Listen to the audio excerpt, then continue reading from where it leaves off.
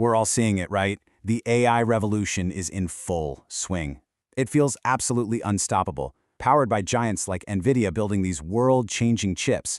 But behind this amazing digital boom, there's a hidden physical threat, a single weak link that almost nobody is talking about. So I've got a question for you. What do you think that is? What's the one thing that could bring this entire multi-trillion-dollar industry to a dead stop? Okay, the answer might surprise you. It's not a rival company, it's not some crazy cyber attack, and it's not a flaw in the software. It's helium. Yeah, you heard me right. The same stuff that fills up party balloons and makes your voice all squeaky. It turns out that gas is the secret, absolutely essential ingredient for building our future. All right, so let's get into it. To really understand why this is a potential crisis, you first have to understand what makes this gas so darn special. You know, people in the know, the engineers, the scientists, they have a nickname for it, the Goldilocks element. It's not too hot, it's not too cold, it's not too reactive, it's just right. And when you're making something as insanely complicated as a computer chip, just right is the only thing that works. There is literally no plan B.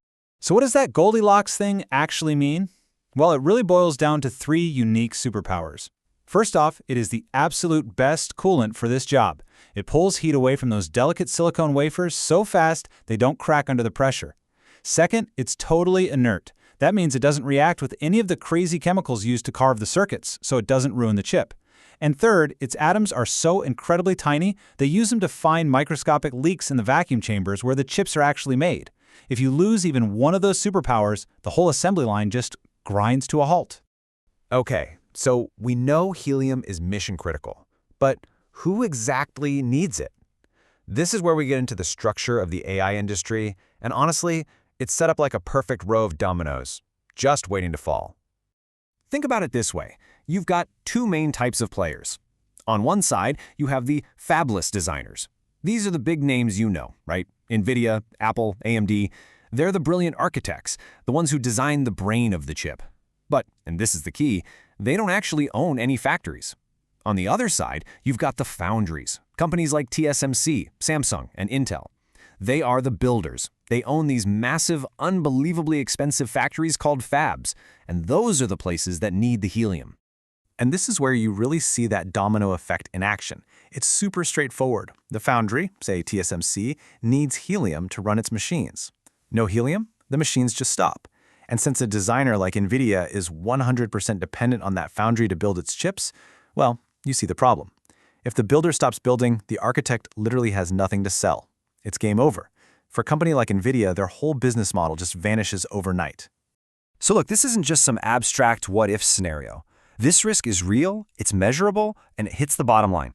So let's actually rank the players. Who gets hurt the most when the helium runs out? To do that, we're going to use this simple revenue exposure index. It's a scale from 1 to 10, but you gotta pay attention here. A score of 1 isn't just bad, it means total revenue collapse. A 10 means you're totally safe. So the lower the number, the way worse the situation is. All right, here it is, the scorecard.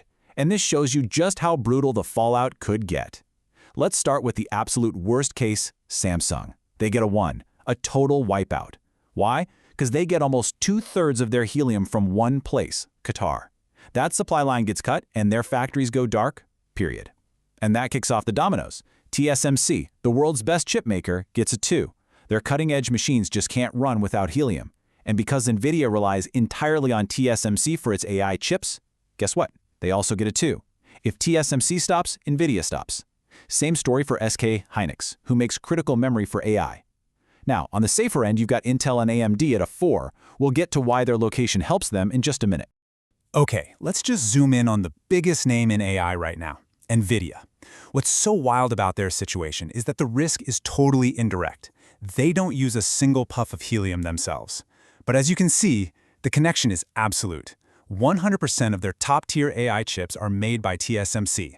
So if TSMC's helium supply gets cut, Nvidia's entire AI business, the thing driving their insane growth, gets shut off like a light switch. Now let's flip the coin and look at Intel, rated a 4. Why are they so much safer? One word, geography. Intel actually makes a lot of its own chips right here in the United States, and the US just so happens to be the world's biggest helium producer. They have direct pipeline access that foundries in Asia just don't. In a global crisis, Intel could literally be the last fab standing.